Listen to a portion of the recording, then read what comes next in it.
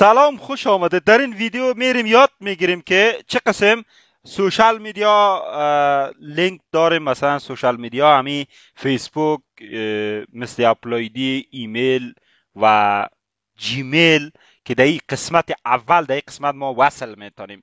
ایره ما میتونیم راحت دلیت کنیم، اما ایره قسمت ای دومی سومی، مثلا لینک سوم چهارم مثل ایمیل، در اینجا سکنین اینجا ما ایمیل دادیم و در اینجا شماره تلفن دادیم. این را ما چه قسم میتونم دلیت کنم؟ حالا شما بعضیتان پسوردتان یادتان رفته، یا این شماره را گم کردید، یا ایمیل گم کردید، اصلا هیچ فرقی نمیکنه دوستا. یعنی فقط تنها چیزی که اکانت از خودتان باشه و تاریخ خرید یوسی را شما داشته باشین. اگر شما یوسی خریده اید، 6 ماه پیش یوسی خریده اید، ولی تاریخ از او را باید شما داشته باشید. اینمی قدر کافی است. در این ویدیو رفته یاد میگیریم که چطور ما میتونیم لینک 3 و 4 را دیلیت کنیم. البته سوشال میدیا هم بسیار راحت. امی طریقی که من براتون یاد میتونم، اگر ویدیو را تا آخر سعی کنین و امی چیزی که من میگم اگر شما انجام بدید، کاملا دلیت میشه دوستا. یعنی شک نداشته باشید. و این ویدیو بسیار طولانی هست. شاید اگانتان بگید اینقدر ویدیو طولانی به خاطر از این است که من کاملا براتون معلومات میتونم. و همچنان بعضیتان شاید سوال کنین ما انگلیسی یا آلمانی، یکی زبانایی که داخل پابجی هست، ما نمیفهمیم چه رقم سوالای زیر جواب بدیم. این مشکلتان هم در ادامه ویدیو حل میسازم. خب بخش اول میریم سعی میکنیم که وقتی ما یوسی میخریم، یعنی ما تاریخش باید بفهمیم، چون بسیاری بچه ها این سوال از ما داشته بودن. به خاطر از اینکه در این ویدیو این بخش اوله. اول ما از این قسمت اگر ما یوسی بخریم، مثلا از این قسمت از خود پابجی یوسی بخریم، ما از کجا بفهمیم که تاریخ چند خریدیم؟ اگر شما تلفن آیفون دارین، از این قسمت خارج میشیم. در قسمت شما باید بازار تلفنتان پیدا کنین. مثلا شما در اینجا سکن اپ استور نوشته است از آیفون. البته در این قسمت کلیک کنین. وقتی کلیک کردین این یک صفحه براتون باز میشه. در اینجا کلیک کنین. سر لوگویتان اگر عکس ماندین عکستان نشان میده، لوگو دارین لوگویتان نشان میده. وقتی کلیک کردین در اینجا سکن اول دوم قسمت سوم شما کلیک کنین.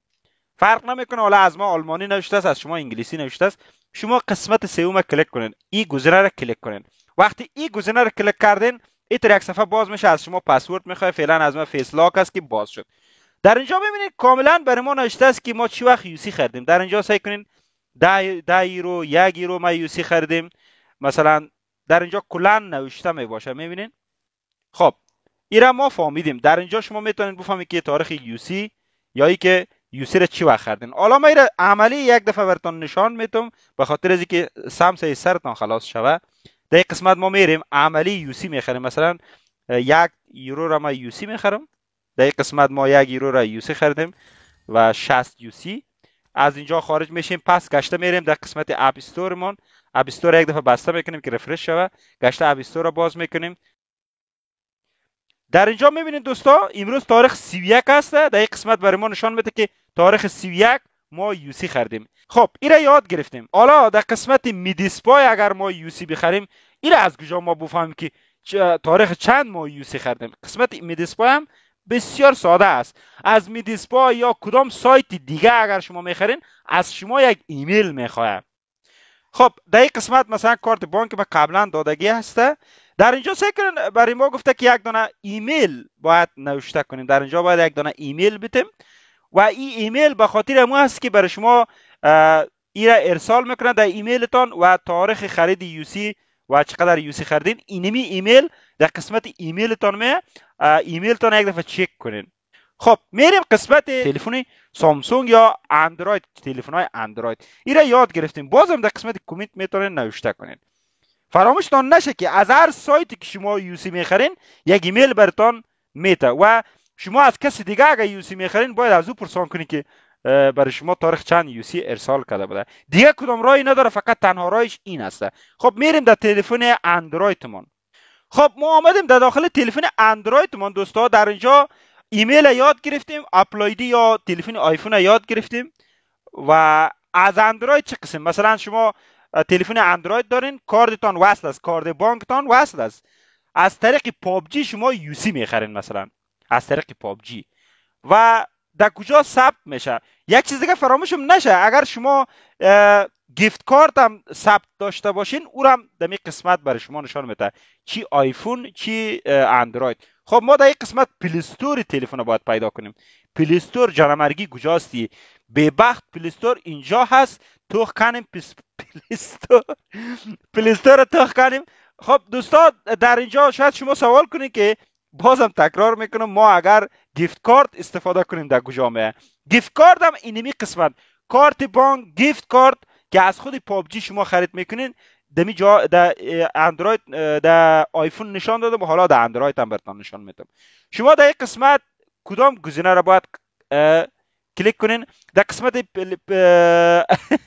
در قسمت پلی استور تلفنتان پیمنتس اند سابسکریپشن، پیمنتس اند سابسکریپشن در اینجا کلیک کنین و اینجا این گزینه فراموشتان نشه، ایرش نشانی کنین اگر خوانده نمیتون. اینجا را کلیک کنین و در اینجا سعی کنین قشنگ برای ما نشان میده. میبینید که 17 فوریه در اینجا 17 نوامبر 17 23 نوامبر و در اینجا سعی کنین سپتامبر 17 سپتامبر 16 کلا در اینجا که ما در پابجی یوسی خریدیم تاریخش در اینجا نوشته است. در این ترتیب شما میتونید تاریخ یوسی تان از طریق تلفنتان، از طریق بانک خریدین، از طریق گیفت کارت خریدین، کارت بانک گیفت کارت که شما خریدین از طریق اپ استور یا پلی استور در تلفن آیفون اندروید، در این ترتیب شما میتونید ببینین. یکی بچه خیلی ناراحت بوده که یکی بچه خیلی سر من ناراحت بود، از خاطر خواستم در این ویدیو معلومات بدم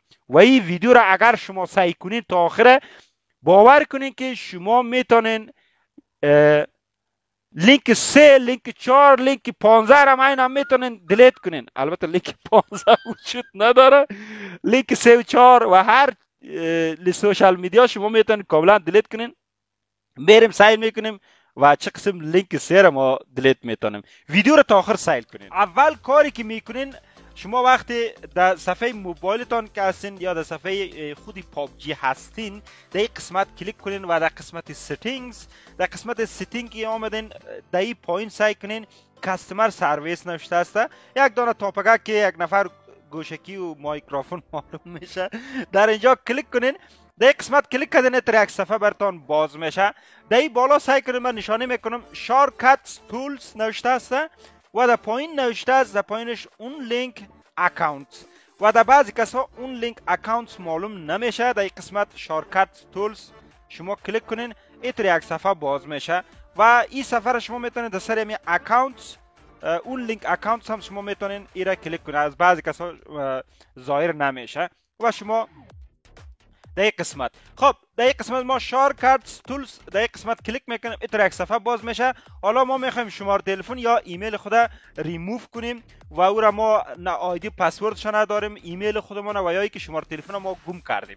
در این قسمت اون لینک اکاونت نوشته است، در این قسمت کلیک کنین، اینطور یک صفحه باز میشه. در این قسمت شما باید کلیک کنین، در این قسمت کلیک کنین. در اینجا شما را میگه شما باید خود ثابت کنین که ربات نیستین، ما ربات نیستیم. خب در این قسمت نیکست کلیک کنین و اینطور یک صفحه براتون باز میشه. خب در اینجا در قسمت اول که کلیک کنین اینطور یک صفحه باز میشه. حالا شما انگلیسی یاد دارین، حالا کدام از ما انتخاب کنیم. در اینجا شما اینطور یک اسکرین شات بگیرین، اینطور یک اسکرین شات که گرفتین از اینجا خارج شوین. در این ترتیب شما برین در قسمت گوگل پلی یا بازارتان نوشته کنین گوگل ترنسلیت یا آلمانی در اینجا گوگل اوبسیتس یا گوگل ترنسلیت نوشته کنین. این ترنسلیت شما دانلود کنین. اول دانلود که کردین در اینجا شما زبان انتخاب کنین. انگلیسی را ما میخوایم در فارسی تبدیل کنیم. خب این یک صفحه باز میشه. در قسمت کامera کلیک کنین دوستا، در این قسمت فوتو کلیک کنین و در اینجا ما فوتو را انتخاب کنیم. در اینجا ما را انتخاب میکنیم که این پیشتر ما یک دانه اسکرین شات گرفتیم. در اینجا سعی کنین قشنگ فارسی نوشته هست که شما مشکلتان چی هست و در اینجا کدام از را انتخاب کنین. میبینین دوستا همه از یاد فارسی براتون نوشته شد. میبینین کلا فارسی، هیچ نیاز نیست که شما انگلیسی یاد داشته باشین و یا ای که بسیار آلمانی یاد داشته باشین، هیچ فرقی نمیکنه. کافی است که شما فارسی را خوانده و نوشته بتونین. مثلا من نوشته میکنم سلام، میبینین که هلو نوشته شد. نه، هر چیزی که شما در فارسی نوشته کنید در یک قسمت برای شما در انگلیسی براتون در هر زبانی که خواسته باشین. و یک کار دیگه هم که شما کرده میتونید در یک قسمت ما با صدا اصلا شما خوانده نمیتونین، البته نوشته نمیتونین، خوانده میتونین. حالا شما یک قسمت میکروفون کلیک کنین، هر چی بگین براتون نوشته میکنه. سلام، خوب هستی؟ میبینین دوستا؟ خب در یک قسمت دوستا شما گزینه اولش انتخاب کنید، چون ما میخوایم شماره تلفن خود دلیت کنیم از قسمت پابجی. قسمت اولش انتخاب کنید. شما فارسیش هم میتونین در اون قسمت ترنسلیت کنید، ترنسلیتی که براتون گفتم. خب در قسمت دومش گفته که در 6 ماه گذشته در کدام ریجون شما بازی کردید، مثلا در کدام کشور هستید و ریجون کدام کشور استفاده کردید. ما در اتریش زندگی میکنم، باید ریجون اتریش ما پیدا کنم. حالا اتریش از کجا پیدا کنم؟ ما در اینجا اتریش باید ما پیدا کنم.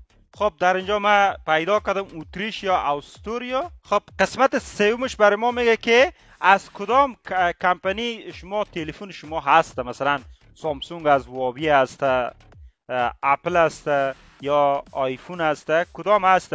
شما باید همون کمپانی که در 6 ماه گذشته شما استفاده کردین تا حال استفاده کرده اید و در اینجا 6 ماه گفته تا از 6 ماه گذشته که استفاده کرده اید باید نام از را در یک قسمت شما نوشته کنید. از ما آیفون استفاده کردیم، در اینجا از ما آیپد است. البته ما آیپد باید پیدا کنم. در یک قسمت آیپد است، از ما آیپد و در یک قسمت ما همیشه در تلفن آیپد ای را باز کردیم و آیپد ما هست در یک قسمت. مثلا از ما آیپد 8 است، ما ای را خود نمیخوایم شماره تلفن ما دلیت کنم. ما یک مثال براتون میتونم. مثلا از ما آیپد 8 است. خب در اینجا قسمت چهارمش گفته که اکانت شما با چی لینک است، یعنی چی ها داره. مثلا اکانت ما فیسبوک است، مثلا شما در اکانتتون فیسبوک وصل کرده اید، فعلا وصل است. مثلا توییتر وصل است، هر چی که وصل است او را باید شما در یک قسمت تیک بزنید. اگر وصل نیست تیک نزنین. در یک قسمت فیسبوک از ما وصل است، توییتر وصل بود حالا نیست، از ما شماره تلفن موبایل نمبر است که این دو دانه از ما این سه دانه وصل است. فقط فیسبوک، ایمیل و شماره تلفن خود ما میخوایم ایرا دلیت کنیم. در این قسمت دوستا شما امو ایمیلی که اگر شما ایمیل لینک 3 دادید کدام ایمیل وصل است، ایمیلتون در اینجا نوشته کنید. اگر شما ایمیل ندادید در این قسمت نوشته کنید که ما ایمیل نداریم. این را کلیک کنید بگید ما ایمیل نداریم. ما خود ایمیل دارم، اما شما اگر ایمیل دارید باید شما در این قسمت ایمیل خود نوشته کنید. اگر ایمیل ندارید این گزینه را کلیک کنید. و قسمت دومش در اینجا باید شما کدام موبایل کدام شماره تلفن شما در اکانتتون وصل است، باید همون شماره تلفن شما اول کدش باید پیدا کنید. مثلا ما در یک قسمت اتریش انتخاب میکنم. در اینجا ما مثلا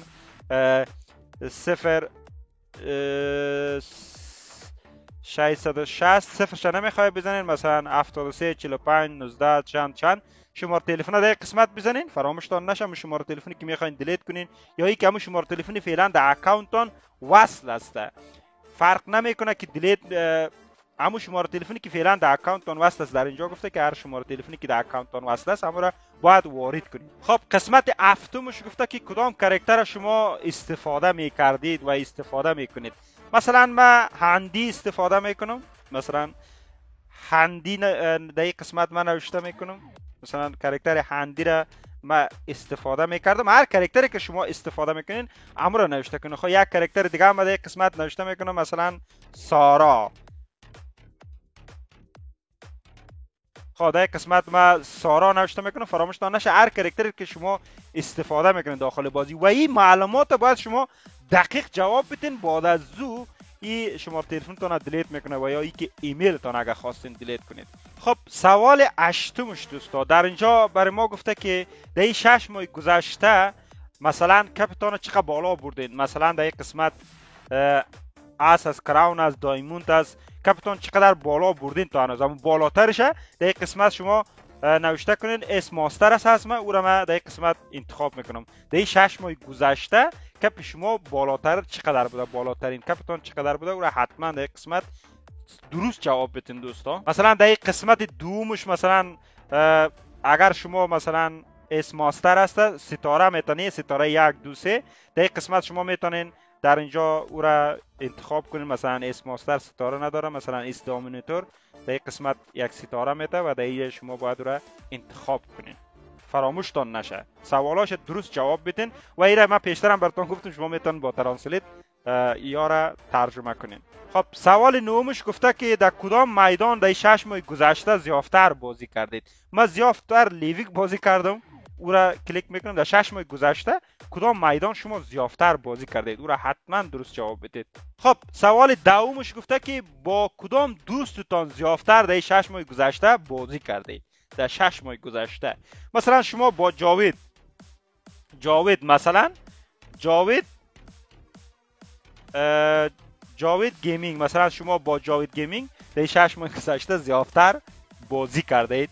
نام از را در این قسمت حتما نوشته کنین. من مثلا شما در 6 ماه گذشته با کدام دوستتان درست نامش نوشته کنید، فراموشتان نشه اشتباه نوشته کنین شما شماره تلفنتون یا ایمیلتون دیلیت نمیکنه و شماره تلفن ایمیلتون همین نمی چیزی که من براتون آموزش دادم من نمی رقم شما خانه پوری کنید 100% دیلیت میکنه. خب در این قسمت مثلا شما سه تا دوستایتون بوده، مثلا در این قسمت پلوس بزنین مثلا اضافه میشه، اینا پس میتونن دیلیت کنید. در این ترتیب مثلا 2 نفر 3 نفر میتونن نامش نوشته کنید. خب سوال 11 گفته که در 6 ماه گذشته در چمپیونشیپ شما راجستر کردید یا نه؟ اگر شما در چمپیونشیپ پابجی شما راجستر نکردید در قسمت نو را کلیک کنید، فراموشتان نشه. سوال 12 دوستا این سوالا رو چرا از ما پابجی میکنه؟ این سوالا رو به خاطر ازی از ما میکنه که پابجی میخواد مطمئن شوه که آیا این اکانت از شما هست و شما میخواین که از اکانتتون شماره تلفنتون ریموو کنین. اگر اکانت از شما نباشه این سوالای پابجی رو شما نمیتونین جواب بدین، از خاطر این سوالا رو میکنه. خب قسمت 12 یا سوال 12 گفته که در 30 روز الی 180 روز گذشته در کدام تاریخ شما یوسی خریدید؟ مثلا ما در اینجا در ماهش ما پیدا کنم، مثلا در ماه دوم 2023 در این قسمت 8400 یوسی خریدم. مثلا دیگه این تاریخ ها رو نوشته کنین دوستا. در 6 ماه گذشته هر چی که یوسی خریدید تاریخ هاش فراموشتان نشه نوشته کنین. مثلا ما در ماه یکم تاریخ 4 60 یوسی یک ویدیو جور کرده بودم، 60 یوسی خریده بودم. در این ترتیب ایره باید درست جواب بدین دوستا. تاریخ های یوسی تانه باید پیدا کنین چون در داخل خود پابجی است. اگر شما نمیتونین بفهمید که چی وقت یوسی خریدین باز من یک ویدیو جداگانه باید جور کنم، اگر نه این ویدیو خیلی طولانی میشه. سوال 13 گفته اگر کدام معلومات دیگه میخواین بتونین نیاز نیست که در اینجا کدام چیز نوشته کنین، مهم نیست ای. و اخیرش هم در اینجا برای شما نشان میده که شما چی را میخواین دیلیت کنین. از ما فیسبوک نشان میده، اگر شما شماره تلفن یا ایمیل میخواین دیلیت کنین در اینجا براتون ایره تیک بزنین. اگر شما فیسبوک نمیخواین دیلیت کنین ایره دست نزنین.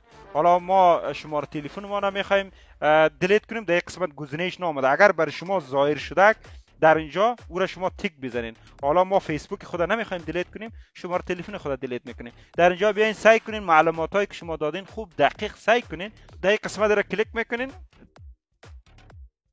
خب در اینجا میبینید که شکایت ما ارسال شده. خب در این ترتیب شما این را ارسال میکنین و کلی سوالایی که کرده او را درست جواب میتین. دوستا قسمی که میبینین از ما این شکایتی که کردیم در اینجا در پابجی ما گشته شما را نشان میدیم که چند روز بعد برای شما جواب میده. در اینجا برای ما گفته که تا 7 روزه یعنی یک هفته بعد این لینکش دیلیت میکنه و یا ای که برای شما جواب میده. آرزو میکنم از ویدیو خوشتان آمده باشه. اگر از ویدیو خوشتان آمده حتما این ویدیو را لایک کنین، با دوستانتان شریک سازید. نظر، پیشنهاد، انتقاد حتما در قسمت کامنت نوشته کنین. بازم اگر کدام سوال داشتین حتما در قسمت کامنت نوشته کنین. تا ویدیو بعد خداحافظ.